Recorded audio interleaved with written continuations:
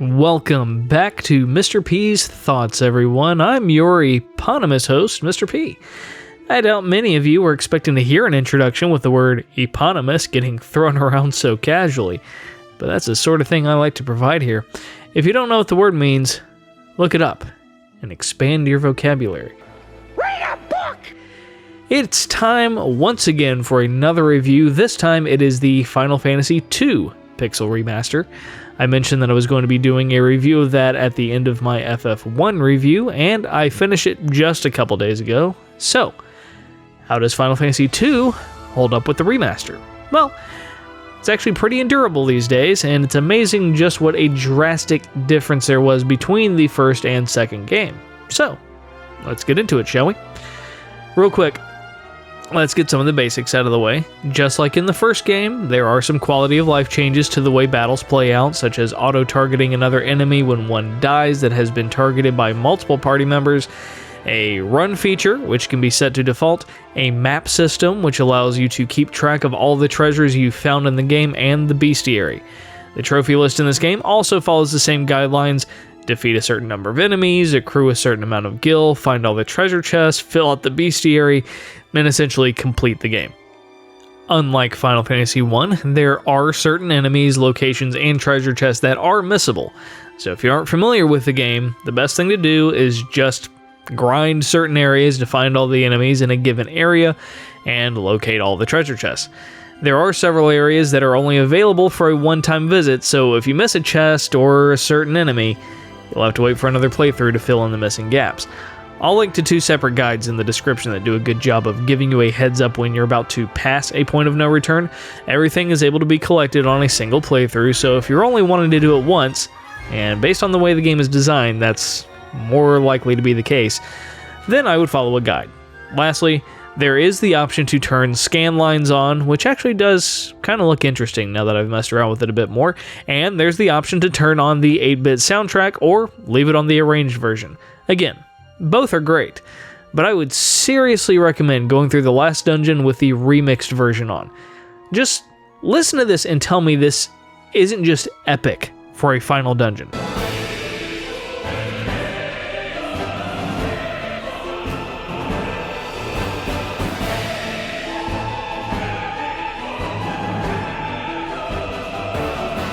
As for what is different about this game in comparison to the first one, there are several differences that pop up right out of the gate.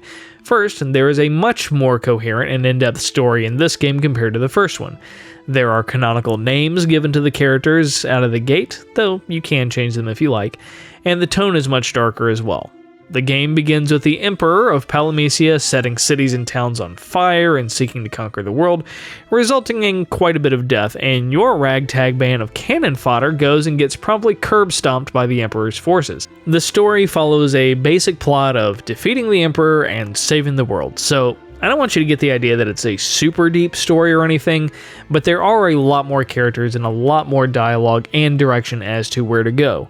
There's also the introduction of the password system, which essentially allows you to learn different words in conversations to use, which can open up different dialogue options, which usually tell you the next place you need to go.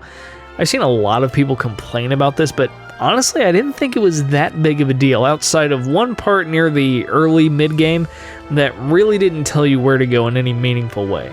A couple conversations with NPCs sort of steer you in the right direction, but even then it's vague enough to be irritating. Still, it's really only one part where you have to visit a certain keep. Then again, I may have skipped through some dialogue without realizing it. The biggest change is the battle system.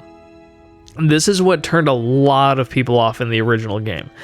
Now, as far as Final Fantasy was concerned, none of the mainline entries ever used this again. I realized there was Final Fantasy Adventure 1 and 2 on Game Boy that did, but those were actually the first entries in the Saga series, which has adopted this system wholesale. I also have seen people say Skyrim uses a similar system, but I know this is going to shock people, but I've never played Skyrim, and I've never been interested in it. I know, it's practically gamer heresy to say such a thing.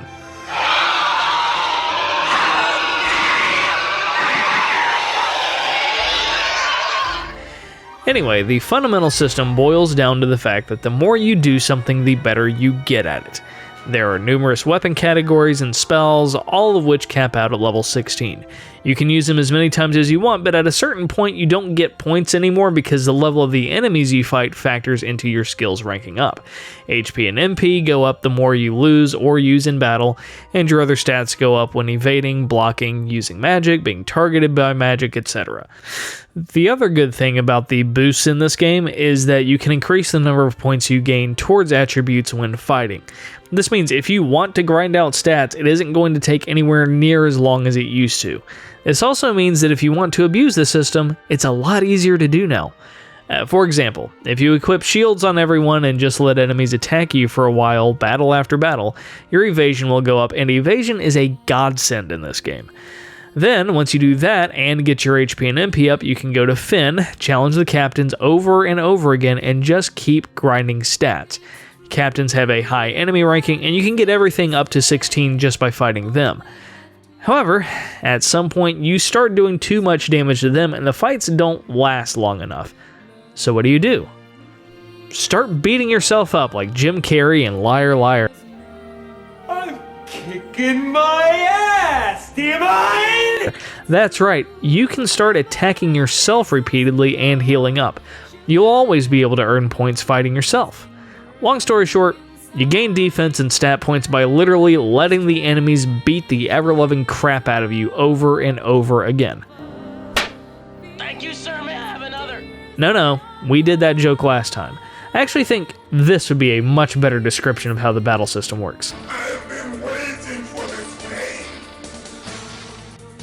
Hurt me more. Now, if you're like me, and you want to overpower yourself, equipping double shields, getting your evasion maxed out, unequipping weapons, and using your bare hands will do a ridiculous amount of damage, which is enough to pretty much wipe out most enemies and bosses in one attack. See, after the unwinnable fight at the beginning, I want my characters to be so motivated to kick the crap out of the Empire that they went overboard in preparing.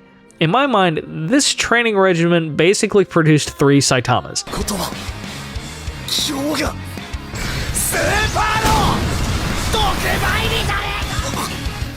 It's very fun to have members of the Empire threaten you only for them to get pimp slapped into next week out of nowhere. Now, all of that said, this will carry you through to the last dungeon, which really is just one majorly long dungeon split into 2 parts. But you'll start running into more and more enemies that are only weak to magic, so you can't just rely on one-punching everything into oblivion. Of course, if you're having trouble leveling up spells, which can take a while, you can always keep freezing yourself with blizzards, shocking yourself with thunder, or setting yourself on fire like you're protesting Vietnam until those magic levels are up. I will now do the same thing.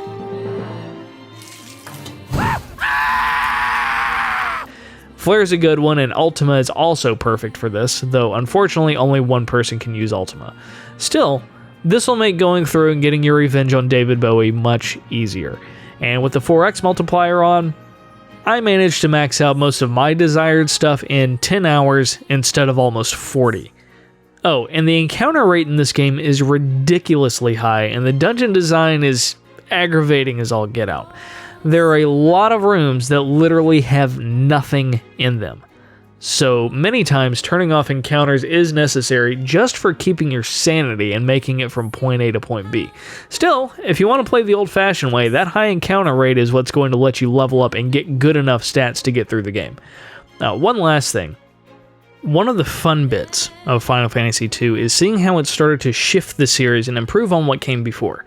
There's a deeper story, which again is a low bar compared to the first one, and the introduction of certain jobs to the lore of the series, usually in the form of a temporary 4th party member.